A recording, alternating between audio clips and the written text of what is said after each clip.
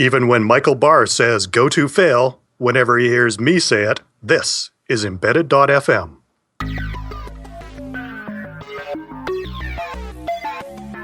Welcome to Embedded. I'm Alicia White, alongside Christopher White. For our 99th episode, our guest is Andrei Cicak.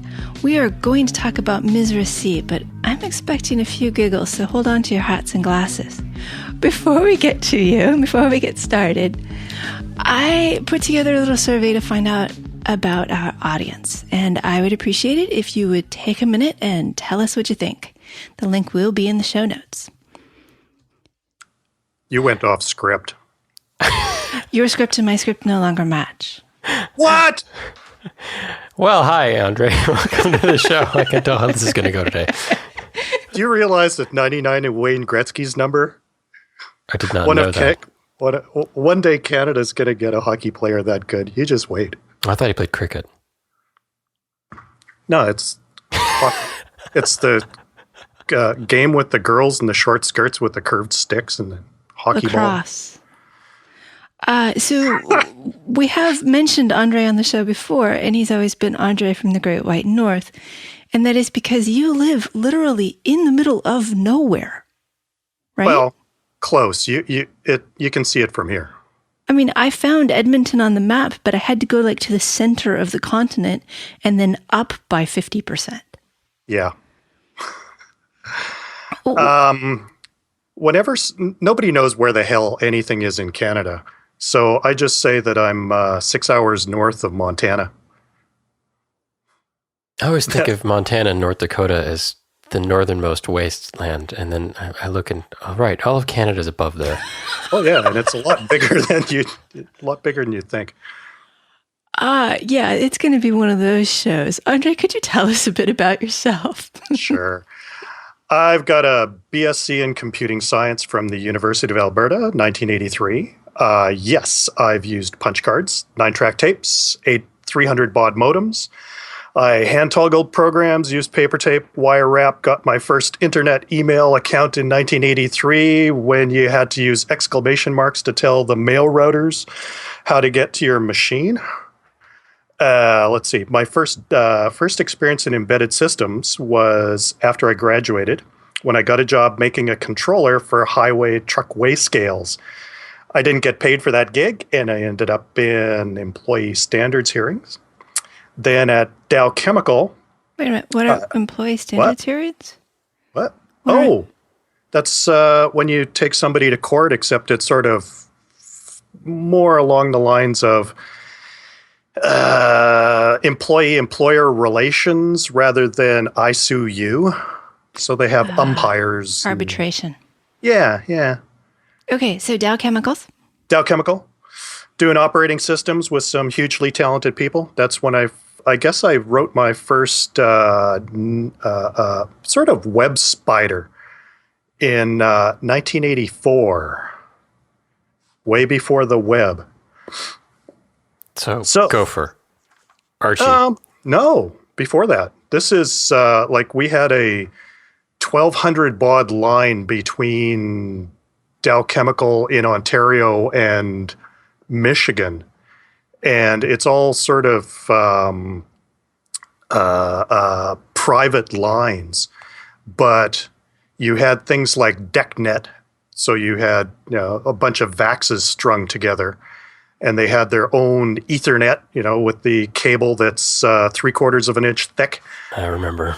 You remember. And it was very cool because we could install operating systems down on machines in Texas from Canada. And this is at way before, there was maybe 20, 30 machines on the internet, and we were already going across the continent. If I recall correctly, that was back when Ethernet had vampire taps. If you wanted to add a new machine, you literally screwed a thing into the cable that pierced it. Well, before that, you actually brought out a drill with a plastic bit and bored through the sheath. Yeah. It was bizarre. And we actually came up with this thing. Of course, everything in those lines was command line. Oh, yeah. And all of our customers were like chemical engineers. So we came up with this kind of a menu system where you had lines of text up on your screen, and you could say, I want to do number 3. And it would say, oh, number 3 said this, and that links to this file, therefore you want to do this. It's very much like hyperlinks. And then they said, hey, we should put keywords on this crap. So instead of saying number 3, you could say do foo, and it would go to its database, look up foo, and actually do that. So this was sort of spread out all across North America, and they wanted to sort of put together this keyword database by going through all the pages, picking up the keywords, picking up all the links, putting them into a data structure so that when you say do, it looks and does it. Kids don't know how good they have it these days. Yeah, but it was all done. Actually, I wrote that in Pascal.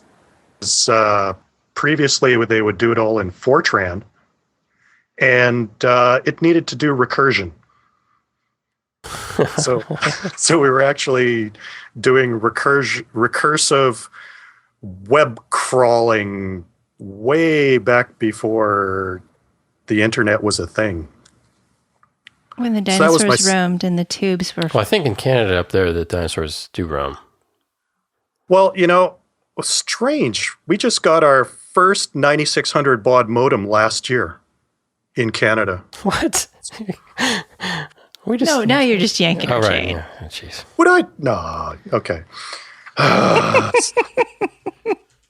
So anyway, one of my buddies from university said, hey, I'll give you a 33% wage increase if you come and work for me.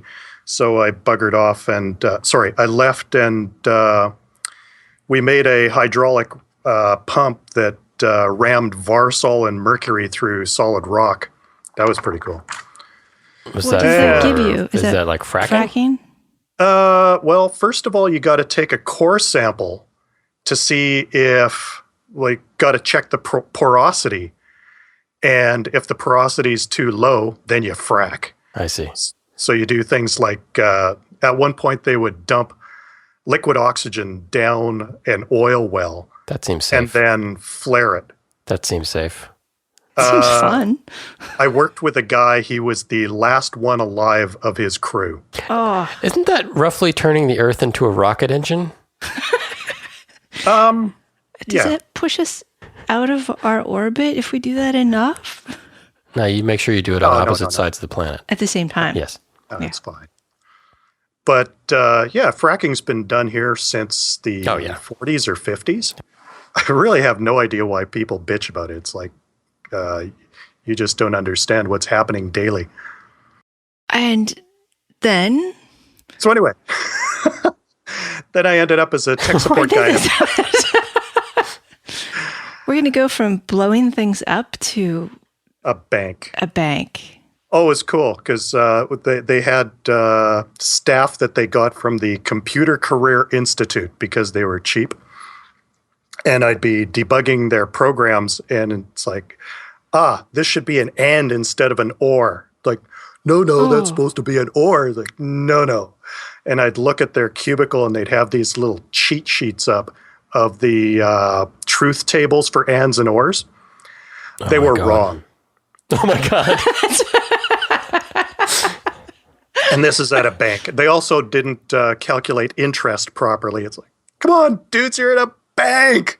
Yeah, I gotta go for a minute. I gotta go bury all my money in the backyard. I was just wondering which bank, and could he tell us exactly what was wrong? Because I figure we can game this system. Canadian bank, probably.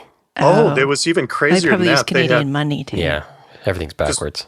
Well, when you sell mutual funds, the guy who sells it gets a portion of the commission. Right. Mm-hmm. And his boss gets a portion of the commission, and his boss gets a portion of the commission. So when they're doing the calculations to disperse all these commissions, you always ended up with parts of cents left over. Sounds like the Superman plot. Yeah. Well, all those parts of cents ended up in account 0, which was owned by the guy who wrote the program. Yes, I dreamed of doing this. before I It realized happened. that being a criminal might involve jail, and that It was would the be plot bad. of both Superman and Superman, the one with forget you're it, not gonna- and also Office Space. They ended up shutting down the bank. Yeah. So after the crash of the bank, I ended up 8 years doing tech support at a hospital, which was pretty cool because they were on fault-tolerant computers. Oh yeah. Made just up the road from you guys. And it had no unscheduled downtime for 24 years. That's impressive. We were allowed 4 hours of downtime a year to do all of our maintenance and operating systems and crap like that. Wow. That's a lot of nines after that. Yes. So, what's it say here? Then I went to a high-tech startup that used electrical stimulation to help people walk again. It's an amazing product. Therefore, the company had to die. Another medical startup making a device that helped people with their damaged lungs breathe again. Apparently, it saved lots of lives. Therefore, the company had to die. Yeah. Seems very familiar to me too. And we'll talk about my current gig in the third half. Alrighty. That is That's quite a career. Quite a career, yes. Yeah. What was your favorite job? You know, they've all had their ups and downs. Working at Dow was actually pretty cool, but the level of bureaucracy was just so oppressive that I just had to get out of there. And the bank, oh God, that was just such a gong show. No, I had to get out of there. That sounds like something that would just make for good dinner conversation. I mean, all the things that could go wrong.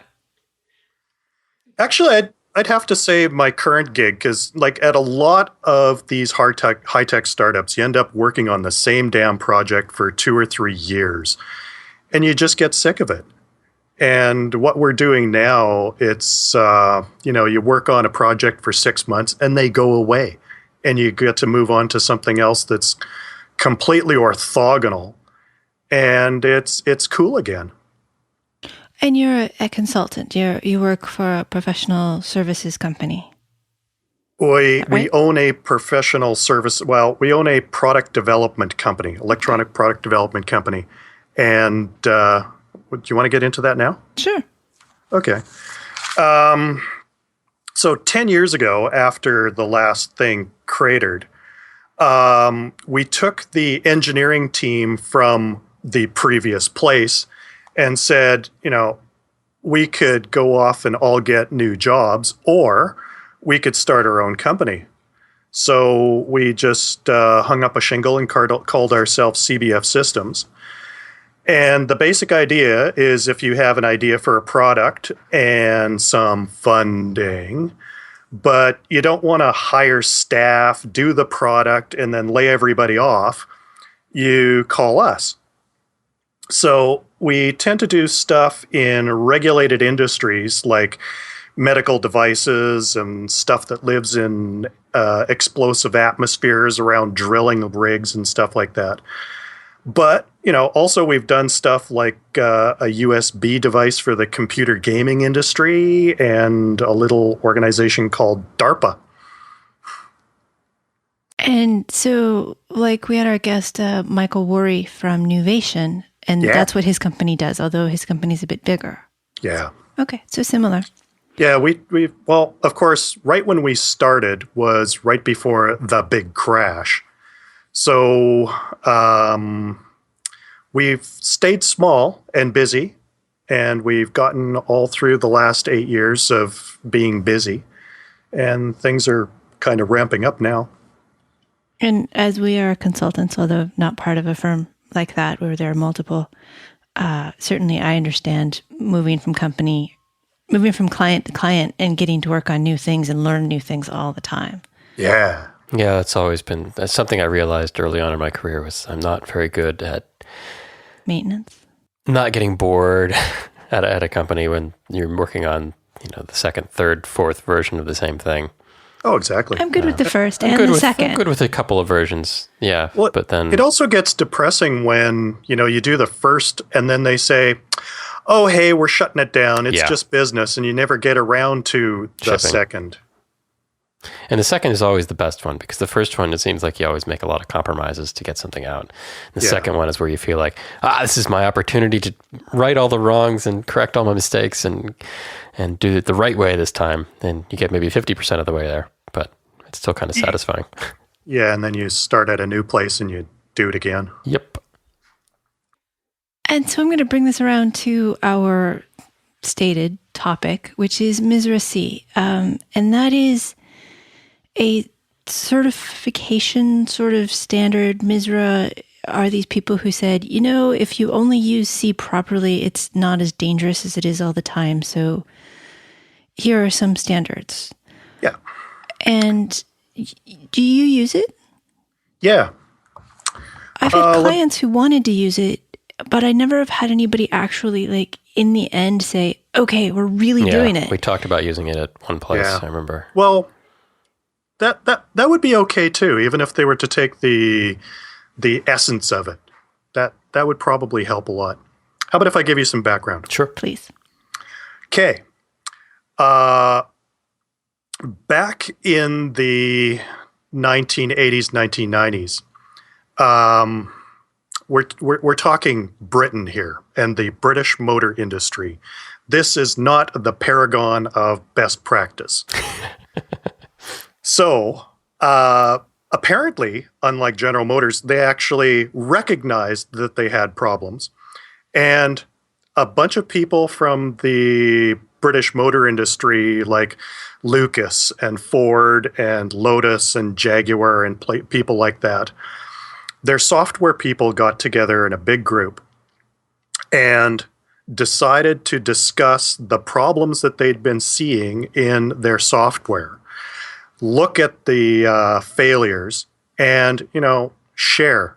Even though these are different companies, they decided, okay, we're gonna let you see our code base, take a look at the failures that they've had, and dig back to the root cause of the failures.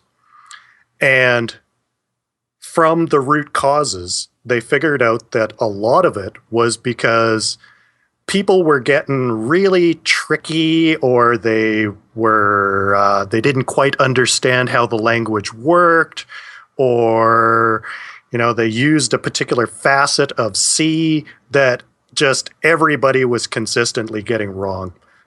So they came up with 127 rules for the use of C in automotive systems. And they ended up publishing this as a book called The Guidelines for the Use of the C Language in Vehicle-Based Software by the Motor Industry Software Reliability Association. That sounds thrilling. Oh, it's actually pretty good. I mean, this is very much like what Jack Gansel was talking about.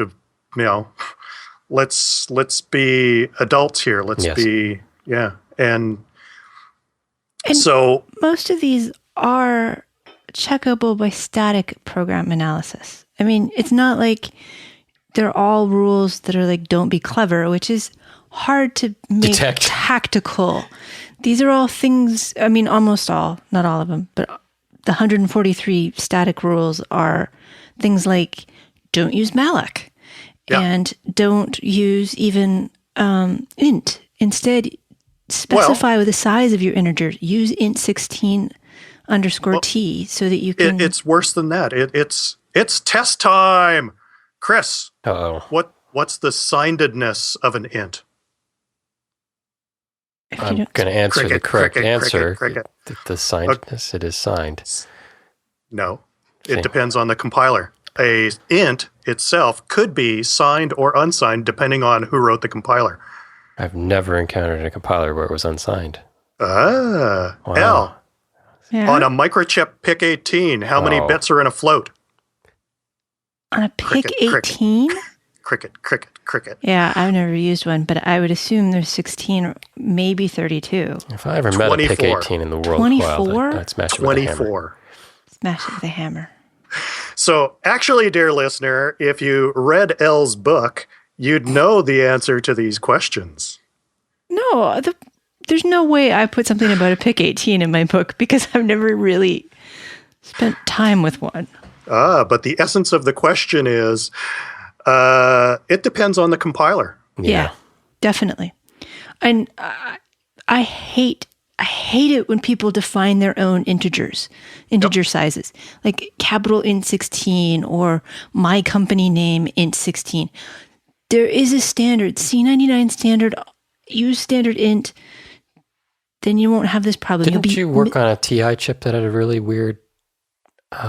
Yeah, the TI, actually, it's still a very prevalent processor, the F2812s, the C2000s. They're byte size. If you want a character string, everything in that string is 16 bits. And so their byte is always 16 bits. Cool. And you can pack it, but don't ever assume all you're getting at this time. I mean, if you have an array and you walk through it, you're 16 bits in a byte. It's really magical. The moral of the story is make sure everything is explicitly specified. Yes. And well, something like on a PIC processor, they're nominally an 8-bit processor, but the instruction size is 12, 14, right. But that really doesn't matter. But in the compilers, an int is declared as being a 16, even though it's an 8-bit processor. Sure. Wow. Well, no, I could see, as a compiler writer, I could see making that decision because that's so much more common than an int being 8. It depends. When you're down at the low end, like when you're dealing with 8051s and stuff like that, a lot of people, it's an 8-bit processor, therefore an int is 8. But we should never talk about this. We should never have to, because we should all be just using the C99 standard ints. Ask for what you want in your type. And if actually, I think that came out of the MISRA rules, because over the years they've overhauled the document twice. To the latest version is the 2012, and they've, instead of saying, okay, we're going to use C89, they said, okay, you can use C90 or C99, and a lot of it is for C99. And they say use std int. Don't bother declaring your own unless your compiler is C90 and you don't have it. Make your own. C90, you should go find one. Somebody, yeah. Anyway, so there are now 143. I had the wiki page up here a second ago. Yeah. Of these static program analysis checkable things.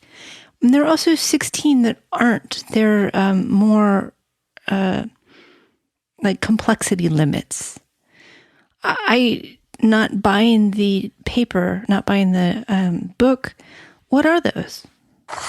Okay, there's basically two classes of rules. You have directives and rules.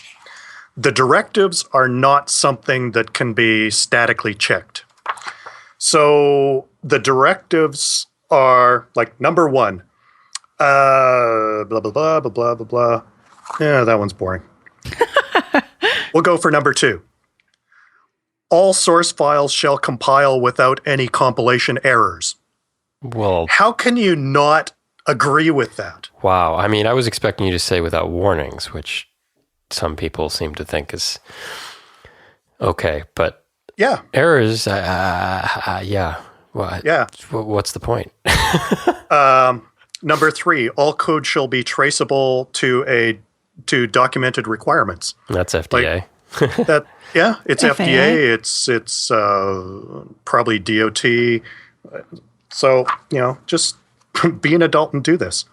And the static ones, the ones that are easy, that aren't process related, are things like sections of code shall not be commented out. Oh, that's yes, actually please. a directive. It's a required rule. Yeah. And there's 3 levels of rules. Let's see. Come on. Okay. Mandatory, required, and advisory. So let's take a look at some of the mandatory ones. 9.1. 9-1. 15, 10, 10, 10. 9-1. Nine- All 19 automatic 9. variables shall have been assigned a value before being used. Oh, come on. No, really. If the stuff is declared static, so it's allocated on the heap, it's zeroed out at boot time, right? Yeah. But if you call a subroutine and you have stuff that's allocated on the stack, there is nothing in the C language that tells you that that is going to be zeroed out. But people will merrily start using it. Well, my come on was not that shouldn't be a rule. It was that should be a rule for everyone all the time. It sounds like you guys want your programs to run the same way every time. Where's the fun in that? Yeah. I've been bitten by that one in the past. Oh, yeah. And because you've been bitten by it, it's time to, grow up and start always doing it. For some reason, it was a little worse in C++. There's some easier way to shoot yourself in the foot with C++ that way. But all right. What do you guys think about number 15.1? The go-to statement should not be used.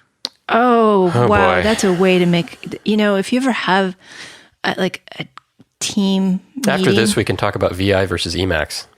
yeah. Well, That is one, I love it when people take that, oh my God, go to is a necessary thing for error handling or something. I've heard That's cogent such a- and reasonable arguments in favor of GoTo, but I just would prefer that they don't exist.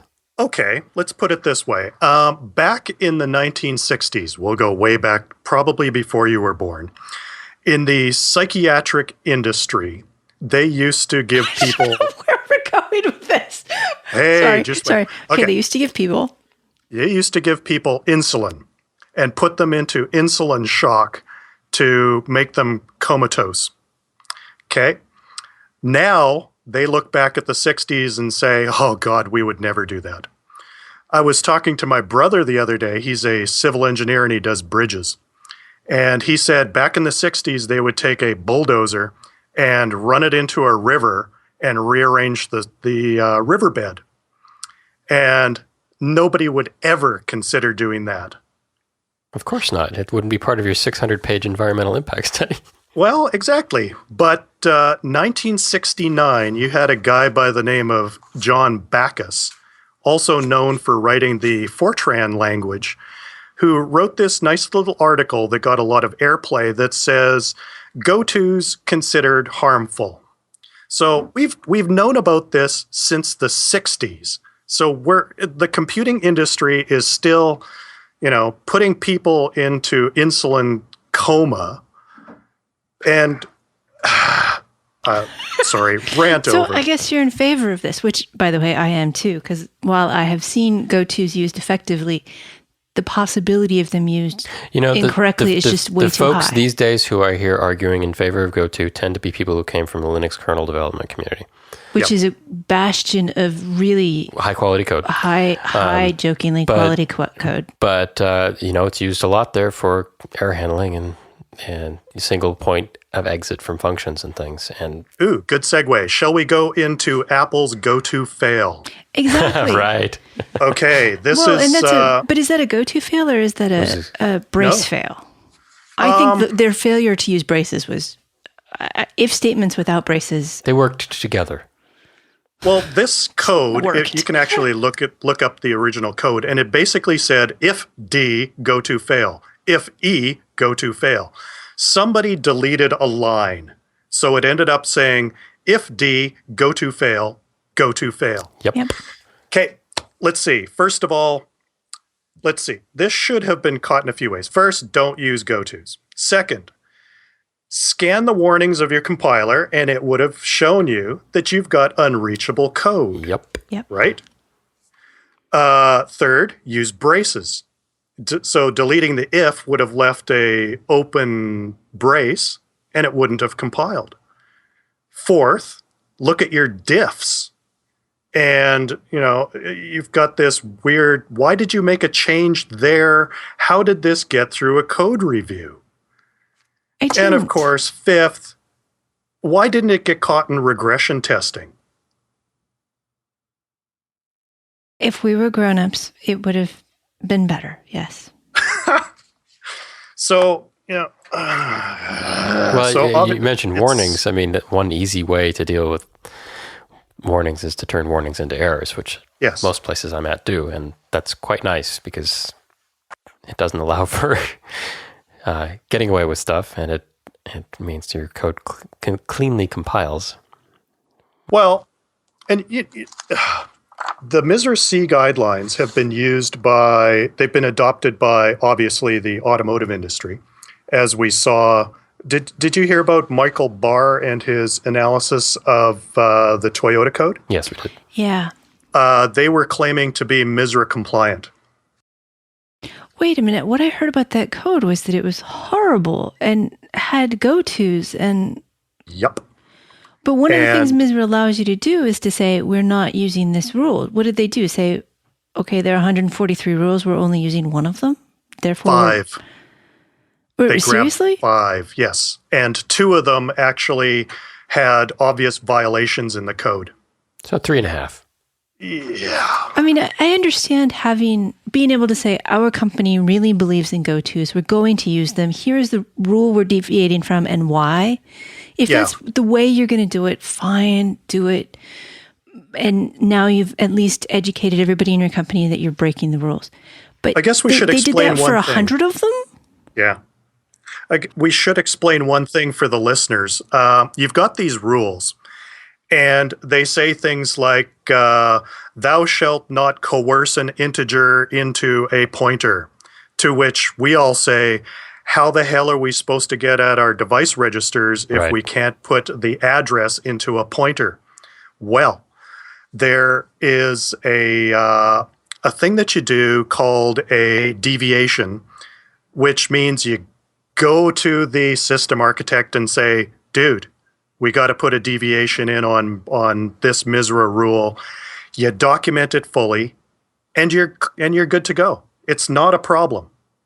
Yeah, it's kind of like we used to use lint extensively at one company, and there were times when lint would complain about something, and you just say, no, that's fine, and you'd put a comment in which would shut lint up. And this is a more formal process of the same kind of thing. Well, and I'm reading these, since I don't have the book, I'm actually reading these from IAR, where I have the option to enable MISRA C, and then I can check and uncheck as many of these little guys as I want. Oh, I didn't realize you could pick and choose the individual rules. Yeah, he mentioned, Andre mentioned 5.1, but I'm looking at like 6.5, which I can check. It's required, it tells me. And bit fields of signed types should be at least 2 bits long. Yeah. Okay. Well, you use one bit. You use 1 bit for the sign bit and 1 bit for your value. Yeah. And so I can check that or uncheck it, and then it will give me an error if I fail. Yep. And that seems, these are all seem like really good ideas. Yeah. It's kind of like more of the bringing together of a bunch of good information rather than brutal rules that, will restrict you. And they're good rules. You may not need all of them, but people will sometimes write to the show and say, okay, you talk a lot about being a grown-up engineer or doing things properly. Yep. This is one of the things we mean. Even if you aren't using MISRA C, maybe you should look through the rules and see if there's any that jump out at you as, oh, I didn't know that. And why is that a good idea? Oh. Yeah. Although, to be fair, I have a client that wants to use MISRA C. We're going to be moving to it soon. And I had compiled their whole project. And since I had IAR up, previously their project compiled without warnings. And since I turned on MISRA, now I have 1,500 errors. And I suspect that's mostly because, look, it does say error limit reached. Yes. I was wondering if it gave up at some point. And some of these, I'll look at them. Type def names shall not be reused. Yeah. Yeah, that seems like a good idea. Let's go look at those. Maybe my type defs are in 2 places. I'm going to take a step back here. A lot of people would look at this in the modern age, people who aren't necessarily in the embedded world, but who write software elsewhere, And they'd look at this and say, my God, you have all of these rules that tell you how to use this language, which has all of these pitfalls. Why don't you just use a real language that protects you from all of this? Python. I wasn't going to say Python, but JavaScript. Oh, wait. Didn't Hadoop? Java take away your ability to do pointers? not exactly. I've never Yeah. actually used it. But yeah, there are newer things out there, and they aren't necessarily being used in embedded. But Yeah. there's an argument to say minimize your exposure to C and build other stuff on top of it in something safer. I don't Yeah. know that I believe that. I mean, yeah, because I've seen so much worse code written in other languages. Worse code, but safer code. Certainly things like buffer overflows and things like that are more easily protected against in managed languages. Yes. So I'm not necessarily arguing this position. I'm just saying it's easy to look at this and go, oh, wait, this is scary. It's Well- scary you need these rules. I'm thinking that one of the problems here is that we don't tell anybody which processor to use. It's sort of imputed from upon high where they want to use the minimal processor. And, well, we don't have Ada or Modula 3 for an 8051. Right. So, there's no economic backing outside of the PC world to come up with really cool languages. So we're sort of stuck with the leftovers.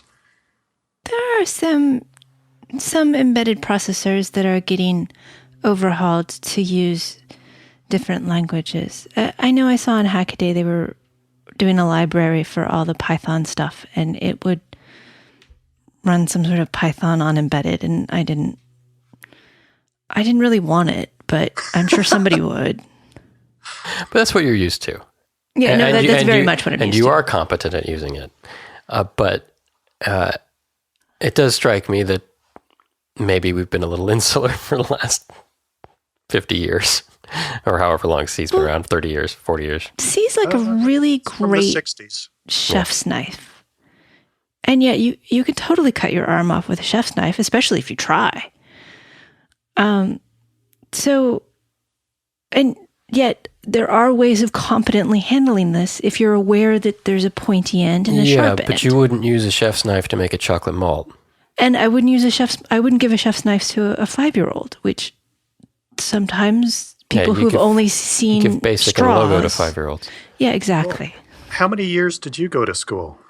Too many. Chris has a master's degree. I do not. Because I spent 5 years in computing science. And when I left, I started learning. Yeah. And like the people who come out of the tech schools, they feed them the latest current stuff in 2 years. And they do it resume builder wise, which means Yeah. you've seen it, but you don't really understand it. When you say tech school, you mean like vocational? yeah. Not a college, but Not a I university. don't know. You guys go to college. We go to university. okay, sure, not a university. Yeah. And you go to college at a university. So, Well, I don't know. there are actually differences here. We went to a college, Yeah. not a university, because it didn't give PhDs, Ah. And that's just a detail. and it only had 5 majors. So, anyway, What? Yeah, we only had 5 majors. And you call yourself an engineer? that was one of the majors. Engineering was one of the majors. Engineering, math, chem, bio, CS. CS and physics. So, because CS was they added added to one. the 6 majors. 6 majors. Yeah. 6. Cool. Yeah, that was fun. Where were we? Okay, so I don't know. Let's start again. Welcome to Embedded. Oh, okay, so Misra says that their goals are safety, which is one we've been talking about, and portability and reliability. Safety and reliability, I'll put those in the same bucket and say those are great. We should talk more about those. But portability is not something we talk about as much. It was something I felt like I used to do, and now people choose a processor and it's an ARM core, and we don't talk about portability so much? Always a goal at the start of my projects that ended up going by the wayside. Yeah. Portability? Yeah. We still, one client that I've worked for many, many years, I used to work for them full time. We started with that in mind. We started on Windows. It was a medical device. All the engineers were like, well, we're just doing this because it's expedient. But we have a goal to move to some other operating system, Linux, Unix, whatever, that we have more control over. And it never happened. But still, when I talk to them, there's conversations about, well, we can't do this exactly because that would break our portability story, which is ridiculous because they're never going to port it to anything else. But Well, back in the bad old days, you used to have, on Linux boxes, you had this very rich standard library. And you could take code that was compiled for a VAX and throw it up against a Sun workstation, and there might be a few little deviations, but you could get it going pretty quick. I think Microsoft sort of screwed that all up. Yes. And on the embedded side, God, every time you get a new processor, they hire somebody to put together a compiler for them.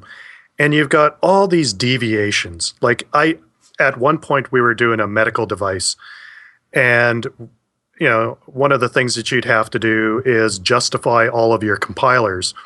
So I tried to find a C compiler for a PIC that had gone through the Plum Hall conformance tests. And I called up the companies that made the compilers, and first of all, they didn't know what I was talking about. And I finally got a hold of one guy, and he says, due to the structure of PIC processors, there is actually no way to have a real C compiler. So what we do is compile something that looks like C, and it tends to do what you asked it to. But as for portability, no. That's the weirdest thing I've ever heard. Yeah. What But possibly that's could not- prevent them from making a C compiler? PICs don't have a stack. I was So thinking you- it was their you interrupt can't- handling, but You can't that makes more actually do sense. things like, you've got 8 registers that are effectively the stack. So you can go 8 levels deep with one parameter. Yeah. So good luck with trying to get something compliant. Thanks for telling me that. Now I have more arguments against people choosing PICs. Oh, do not. Just Confirming your confirmation bias. Yep. That's why it's a We'll talk confirmation offline. bias. we'll talk offline. Okay. And then you're not going to get a SPI implementation on a Coldfire that is portable to an ARM. It's sort of similar, but you're going to have to put a layer in there to make it portable. Oh, yeah. I mean, the drivers aren't going to be portable No. because the registers aren't. Well, even beyond being in different places, I mean, the Coldfires has an awesome SPI where you can, you set up a queue of 16 requests and you say, go do that and let me know when you're done. And it's a whole bunch different from bit banging on an 8051. Yeah, so portability in that sense, I wouldn't expect that to mean your entire code base must be portable, but to mean if you strive for portability, you make things like hardware abstraction layers. Yeah. Okay. And portability goes back to using the standard int.h. Yes. Yes. At the most minimal level. Oh, that's one thing. Misra has absolutely nothing to do with design. Right. This is an implementation tool that should be like, if you're using something like a Keel compiler that has Misra checking built in, huzzah. Other than that, get yourself a copy of PC-Lint. That's PC-Lint. It's just awesome, and it use it thoroughly. Yep, I agree with that. Although I think it's not very expensive either. it isn't. No, not really. Not for what you get out of it. Yeah. I hate to say this, but I have tried to use PC-Lint a number of times, and each time the setup has been too much. And I'm embarrassed because I am one of the people who's saying, fight through these things. It's worth it. And yet that one, it's so difficult to get started that I have trouble with it. Maybe now it's not, I don't know. I actually haven't used it in a long while. Yeah. It is. It's still like that, and it's brutal. Which sort of gets to the point of your upcoming person needing to or wanting to use Misra. If they are in an environment that requires it, then, well, okay, there you go. If they want to use it for bragging rights, well, great. But I'd say use the force anyways, because it's a good thing. But, if you don't happen to reach conformance, so be it. The people at the Jet Propulsion Laboratory, it's very cool. They have a set of, let's see if I can find this. What is this? While he's looking, I will say that PC Lint by Gimbal, which is the normal one, is about $400 per seat. Oh, I thought it was cheaper. There may be other lints. There are, and much of PC Lint has been pulled into GCC. Okay. Yes. If you put all warnings on. Okay, so at the Jet Propulsion Laboratory, these are the guys that build satellites and rovers, those neat little robots that are roaming around Mars. They sort of went through the same effort as Misra did. They took a look at their code base, their failures, what they did wrong, and they tried to do something about it. And they came up with a set of rules. There's only 10 of them, and they're in 4 levels of there's 6 levels of conformance. Level 1, language compliance, which basically means use a C compiler, and all of your code has to compile without warnings, and it has to lint clean. Yeah. The second level they call predictable execution. The third level is called defensive coding. The fourth level is called code clarity. The fifth level is called Misra 2004 shell, and their highest level of conformance is Misra 2004 full compliance. So the JPL has Misra compliance as their highest level of code quality. Cool, huh? That is pretty cool. I didn't hear an entry for make sure kilometers and miles are not used interchangeably. But that's That's. Sorry. Are you going to make me look it up? No. Well, no, because that's a design and human thing. That wouldn't be a code thing. Right. And that's a point you made, but maybe we need to make it again, is these are things that static checkers are not going to make you into a good coder. You can still write the worst program in the world and have it be lint clean and Misra compliant.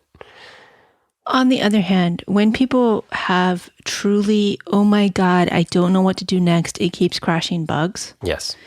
That is a place where after spending a couple of days thinking about it and banging your head against it and wishing it all got better. Like last week. That might be a place where PC Lint or Misra, you turn it on and you see what this file that I'm having so much trouble with. Is there anything weird about it?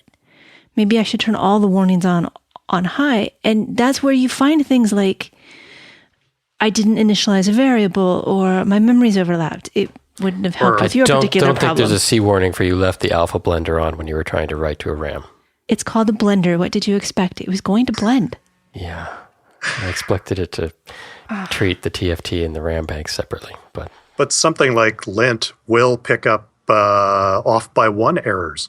See, now that's nice. Yes. I sat there and I stared at this error for a while, and it finally it dawned on me, it's talking about something that I passed in, and went back up the code, and it's like, holy crap, it does have a value of 9 instead of 8. And it's like, you moron. Yeah, even if you aren't willing to do this all the time, it is a debugging tool. Oh, yeah, run it once a week against the code. That's what we did at Reliant, where we used lint extensively. It was one of the guys just kind of, every week he'd run it against the entire code base, and then he'd come over to you and say, well, you see this here? What are you doing here? And you'd look at it and you go, oops. That's one way to do it. I get an email from a company in Orange County that is looking for embedded software engineers to work on some neat medical neuro thing. And my response to them was, I'm going to forward your email to the guy who used to do that, the PC Lint guy. And like, yes, you want software quality. That's the guy. Yeah. He was fantastic. Especially, I've done the muscle stimulator stuff, and you don't want to burn people. Yeah. That's a whole other show that that company's gone. I probably can talk about it. Yeah. Well, remember, the product was designed to burn people. It's just you don't want to burn them too much. Right. Ooh. Wrinkles. Wow. People are willing to go through a lot to get rid of wrinkles. So, including my software. You did say that you don't use this for every product. I always think it's a great idea, and yet don't actually. It's like unit tests. It's motherhood and apple pie, and yeah. Well, it's a lot of extra work, and creating all the deviations when you're the only guy on the project is kind of futile. So, as I said, unless you're doing it for some business reason or bragging rights, it's pretty much, it's not worth getting pedantic about the whole thing. And if this is something that somebody's going to pay you extra, because it's time consuming. Okay. It is, and the way I see it, it's sort of like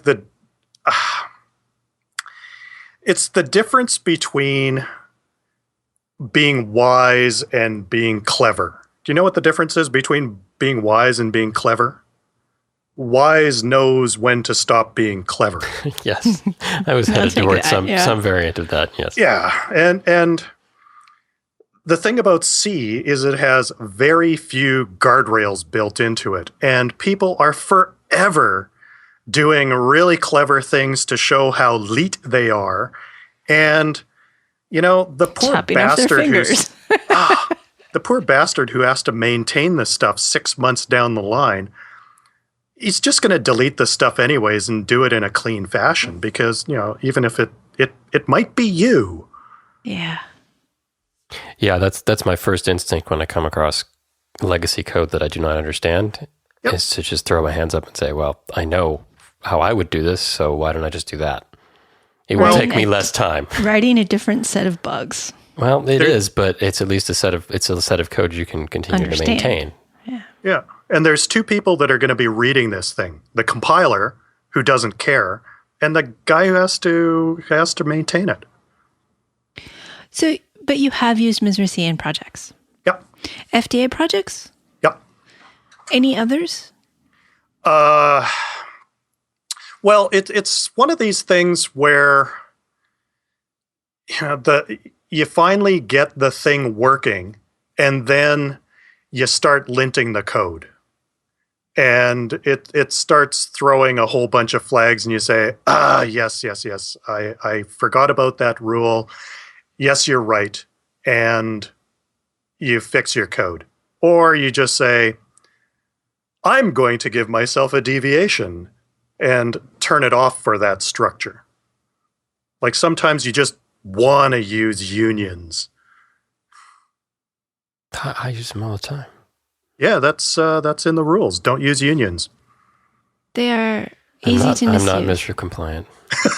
Well, you could be if you decide that this is a good thing, and you write a deviation. write a deviation Instantly in you can your play it code. again.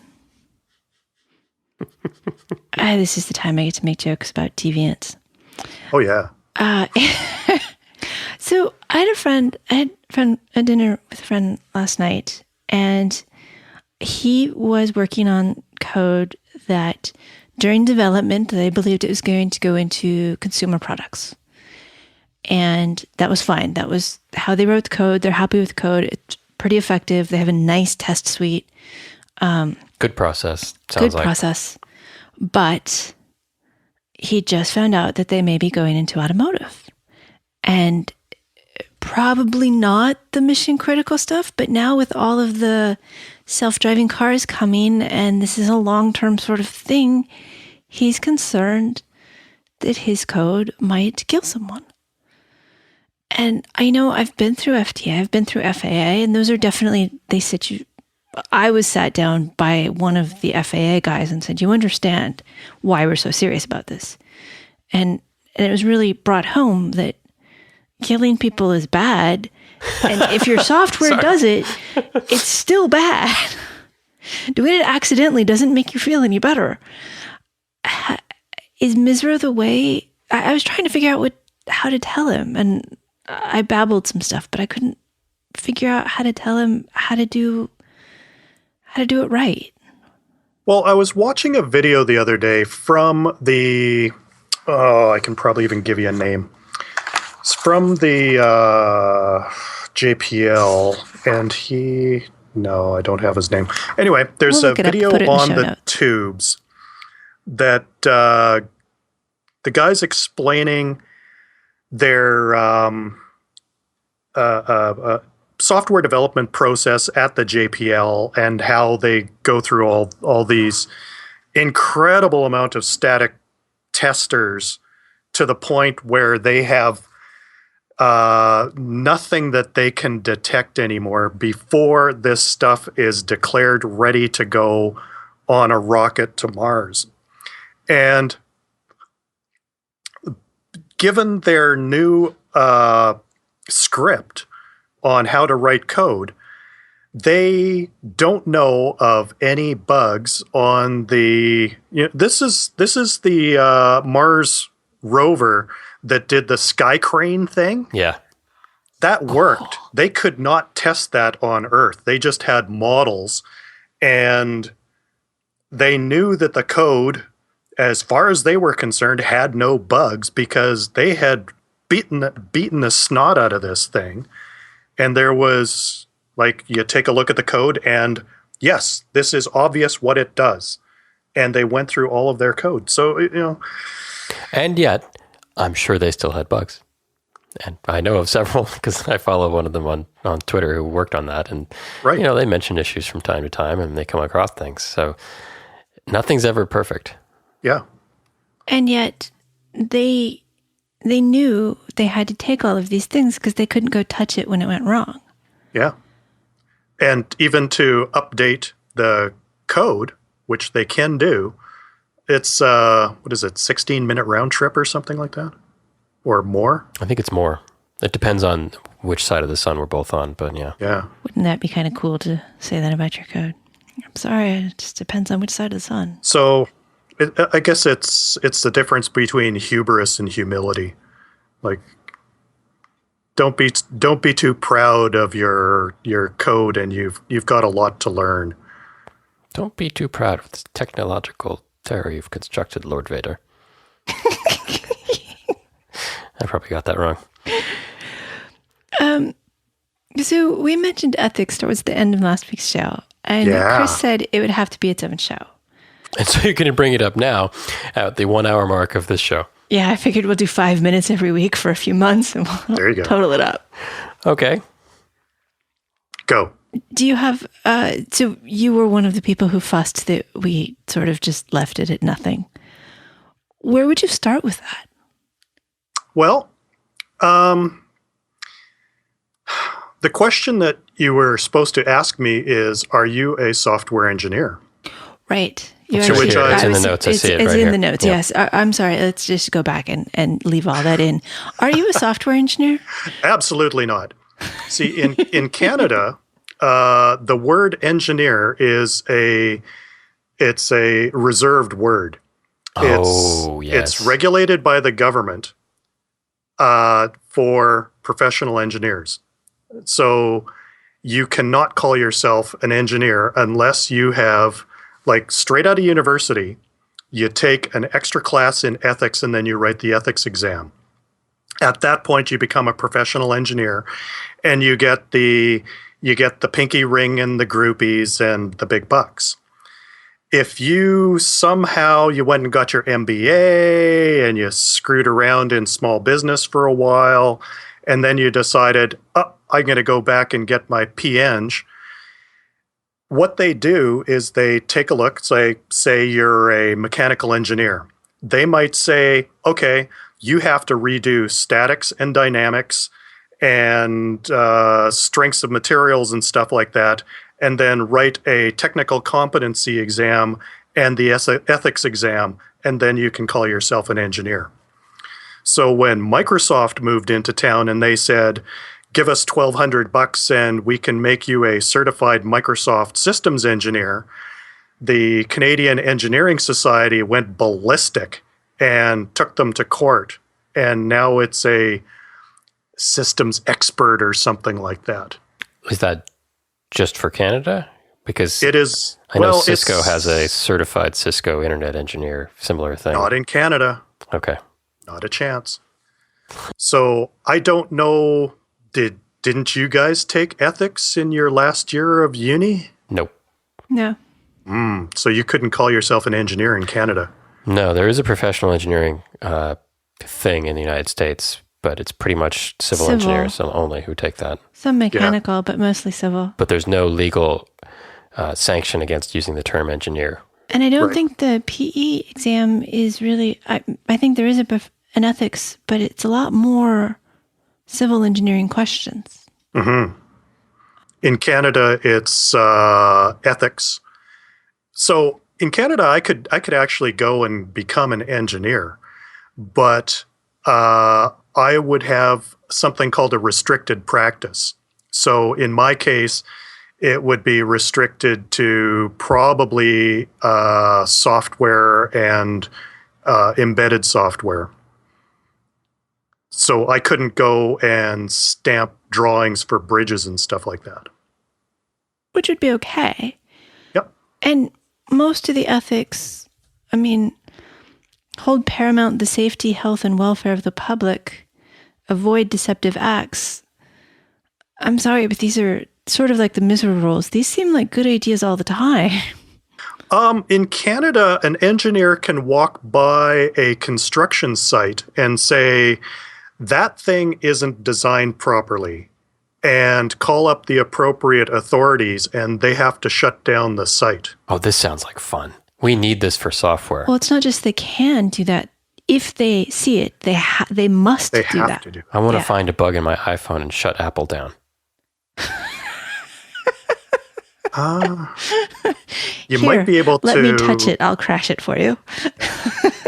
Might be able to complain to the FCC. So this is interesting, though. They have this term, engineer, in Canada that has legal power behind it, and an exam and an ethics exam. Yet you are not constrained from working on all kinds of things that require or should require an understanding of ethics. But if I do stuff that is...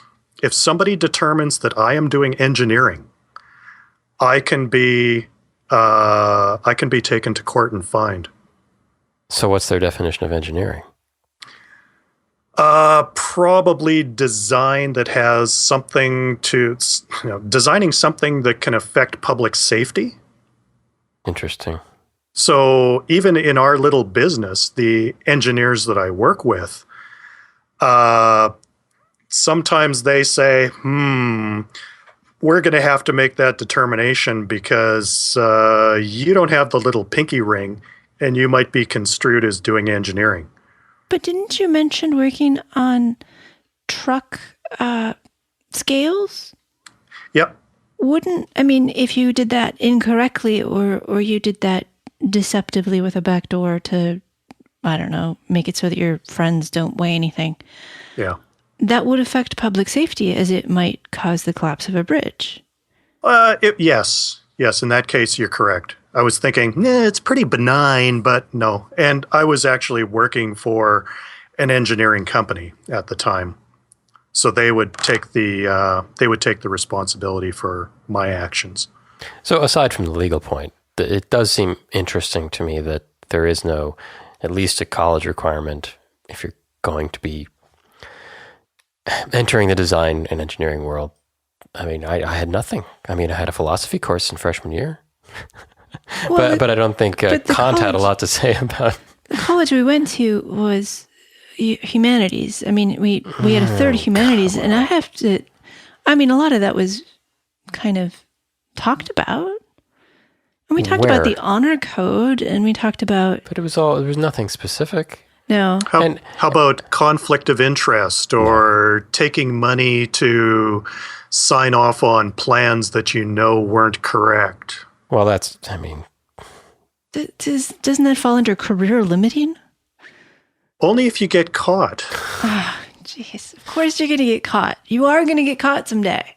But, I didn't graduate with an engineering degree. I have a math degree. So if it was an engineering requirement, I wouldn't have had it. Nobody gives a mathematician an ethics exam.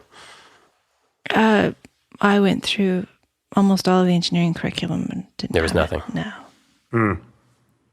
I also do not have an engineering degree, but I went through most of the curriculum. I think the hard thing about ethics is not these clear-cut things like bribery or turning a blind eye to safety issues. There's a lot of gray areas.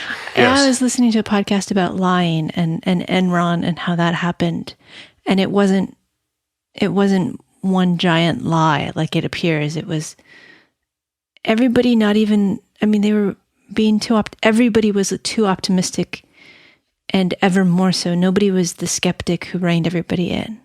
There were times where we were asked at a medical device company to slightly cut corners. Can't you just do this? Can't you just do that? And that is kind of the thing where if you're a young person in an engineering organization and you're being asked by upper management to make it a little cheaper or get that done a little faster. And if you just do this, it's not a big deal. Your unit test doesn't need to check the error cases. They'll never be seen. We just did this release. I know you just fixed something. Can we just push it out really quickly? Can we just hex edit the version numbers? Well, no, but let's just... I've been asked that. Let's skip through this test. Yeah. Those are the kinds of things that you might not realize are an ethical question, and they are. And, in that circumstance, we always pushed back extremely hard and said, no, we're not going to do that. We had a little joke that none of us looked good in orange. In that case, it would have been the boss that would go to jail, though. That is one thing about the FDA. But the consequence would have been to a patient, which none of us wanted to live with either. Yes. It's all well and good that, we're not going to go to jail, but I don't want to hurt somebody. But that's an ethical thing. And this is my work. I want to stand behind it. Moral. I guess that's moral. Well, there's kind of an overlap. One of the companies that I worked for previously, one of the medical companies, we were working with a gas known as nitric oxide. This is NO. Yes. Nox. It's not the laughing gas, it's its cousin. It's smog. That's NO2. Damn.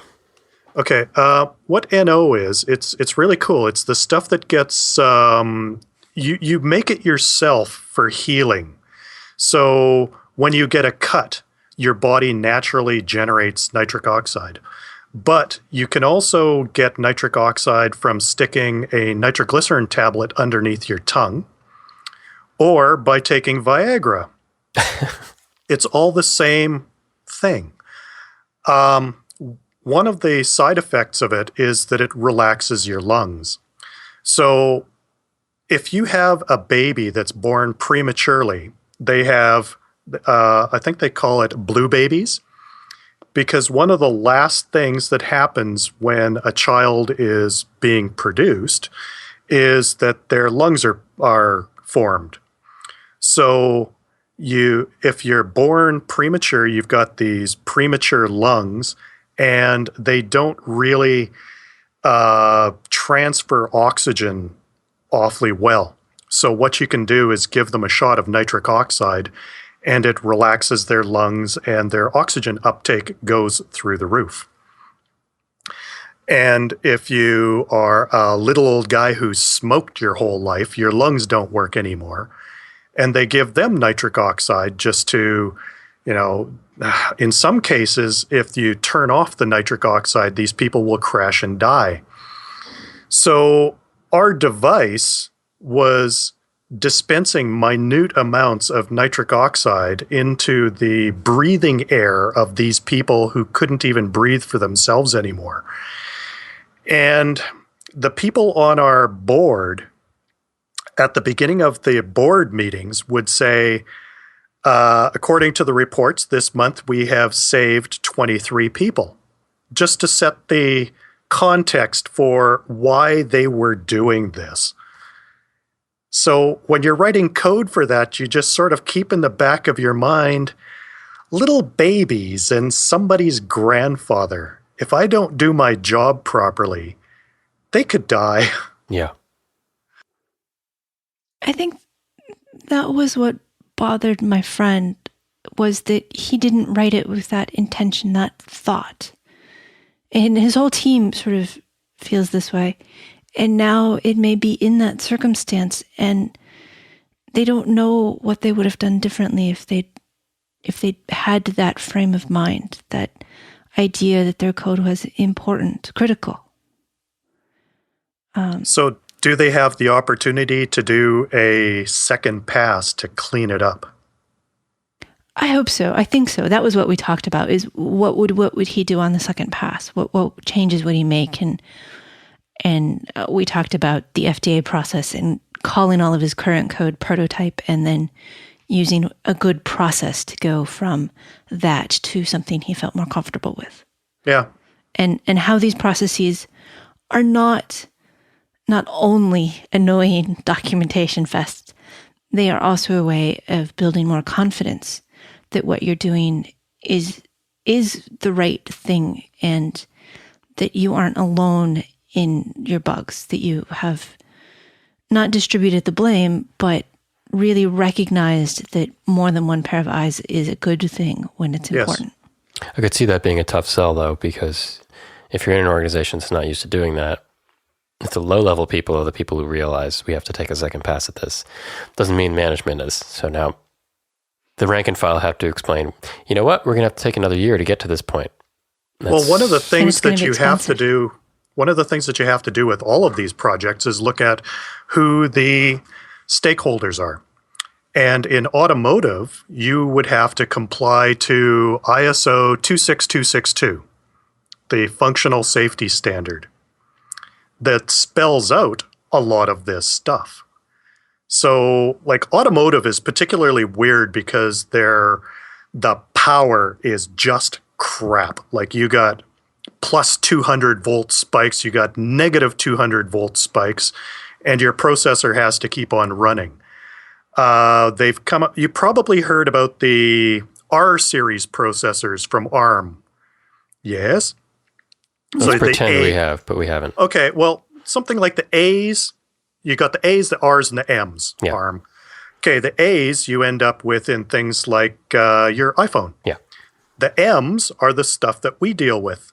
Low the power. R's are the highly reliable ones. Oh, okay. And what they do is they take the basic processor and they double it. So you've got two cores running in lockstep, and then they have a checking mechanism that checks to see if both of them agree on the calculation. But what they do is they take one of those dies and they turn it upside down and they rotate it by 90 degrees. Ah, very clever. So if you get a electromagnetic pulse coming through, you might, if both of them were the same and the same pulse comes through, you might end up with the same error in both cores.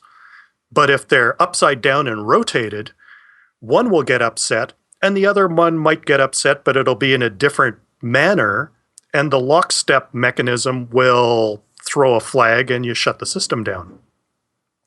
So this is the kind of crap that they're moving to in automotive, because they've made the effort of making their stuff more reliable. Now they're sort of stepping up their game a little bit. And one of the things is that this stuff is filtering down into things that you wouldn't really expect, like hot tub controllers. Okay. So if you upset a processor in a hot tub controller, you end up with really hot water that people jump into in their bathing suits. Really, people, put your fingers in first. Exactly. Sorry. But it's the sort of thing that you want to filter down. I mean, I remember reading about servers with ECC RAM and wondering, well, why don't I have that on my computer? I don't want bit errors. But ECC RAM is not one of those things that is filtered down to consumer devices. It was there. PCs used to have that a while ago. Yeah. And then they declared it to be too expensive. That was sort of one of the bragging things that PCs had that Macs didn't. And then eventually they were, going for the bottom, so they jettisoned the 9th bit. Like I'm sure that there's a whole bunch of protocols there that don't use any error checking. Just, you pass a message back and forth and, well, we've never seen any errors, so therefore it must be okay. Ow. And that's a design thing. Yes. Well, we've kept you for over an hour at this point, so I only have a couple of questions left. I do want to say that you were one of the first listeners who wrote in to the show that I didn't personally know already, and it was really neat and very nice. Well, I heard your podcast get mentioned on that other podcast. The Amp Hour. And I said, hold on. I got that book. I should really read it. So, I go through it and I figured that, that was the first book that I've ever written notes in the margins. Before it sort of, books are amazing. You can't write in them. So at the end of it, I did the Sheldon Cooper thing and I sent you in a rattle list. And you ended up getting that on your birthday in 2013. Yes. But in with the errata was lots of compliments. Well, yeah.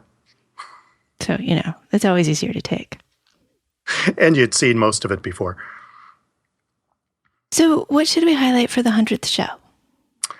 I liked show number 8 with the Ballisticats. Who are those guys? Well, show number 8 was Chris on drums. Chris is a drummer? That was my band with my brother. I thought he was a musician. Oh.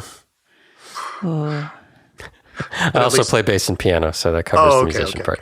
And by the way, we do have a little bit of intro music, and hopefully soon we'll have a little bit of outro music. Yeah, you keep putting the pressure on me. Yeah, the Ballisticats were my band with my brother, and we were around for quite a while. I ended up leaving a few years ago, and he carried on. But I think they're on hiatus permanently now, or semi-permanently. What is your intro music? It's just some weird stuff I cooked up with a synthesizer. Oh, that's cool. Yeah. I really like it. It's like there's like something like the Engineering Commons.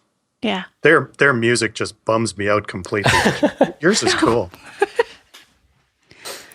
Well, we may have some more stuff soon. All right, but I'm I'll not get supposed to to it. pressure him about that. As soon as my back stops hurting. Come on, man. Synth. Moog. So the 8th with the Ballisticats. We had 2 with the Ballisticats, I think. Yes, Yeah. I wasn't on the other record. Yeah, the other one you weren't on. All right, well, we will mention that one. With this survey, I'm finding out that half of the listeners hated the cat episode and the other half just loved it. So that's just bizarre. I did listen to the whole thing. I was vacuuming. Yeah. I can't believe anybody listened to all of it. But I know some of you did. More work than I've ever put into a podcast episode. and poking the cat over and over. That was her job. No, now I've taught the cat to come to me whenever she wants a snack and meow, which was not the smartest thing Yes, to teach the we've cat. trained our cat to be extremely loud over the past couple of months. So it worked out well for everybody. Except at 4 in the morning. Yeah, exactly. Usually she waits till 5. So, Christopher, do you have any more questions? Why do you do this to me? I never think about it. You know, you do this every time. You think I'd be prepared. You never think about it? That's true. We were going to ask you to say about, weren't we? He did a few times. I got something for you. He also said processor and the JPL. Sorry. Right. You have that thing, those things that go in the water, not ships. They're boats. Oh, you can say a boat. Nobody in Canada actually says a boot. That's if anything, that would be something like Newfoundland Maritime,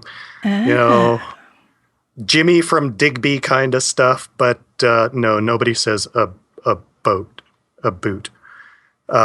We say about, and the closest that Americans can hear is a boat. So you're saying there's something wrong with our ears? Oats and a boats. Well, it's like Bjarnestrup. Oh, man. It can't be pronounced. I'm never going to live that one down. And I deserve not to. I had to go online to find out how to pronounce it, and they do this epiglottis flip that no humans can actually do. All right. Well, I think that will cover it for Christopher's question period. Andre, do you have any last thoughts you'd like to leave us with? I'm so glad we had this time together just to have a laugh or sing a song. Seems we just get started, and before you know it, comes the time we have to say so long. Wow, that's cool. That's the first time anybody's ever sung a song on the show besides the cat. Meow. All right, Andre, thank you. It has been wonderful talking to you. Just chop it to bits. Nope. My guest has been Andre Chichak, a systems developer at CBF Systems, Inc. I am so happy he was on the show. And as always, I want to say thank you to Christopher White for co-hosting and producing. If you ever want to have a podcast that sounds really, really good, my suggestion is to find a producer who loves you. I'm sure that'll be easy. And thank you for listening. And to those of you who, like Andre, have written encouraging emails, a really big special thank you. If you'd like to say hello, hit the contact link on embedded.fm or email us, show@embedded.fm. I do have a few stickers. I will be in Pasadena at the Big Hackaday party on May 8th and 9th, 10th, that weekend. And we've listed my other conference fund, so I won't bother. I think that instead of a final thought relating to the Great White North and Geddy Lee, I will be going with a fact, one you may not know about nitric oxide, NO. It was proclaimed Molecule of the Year in 1992.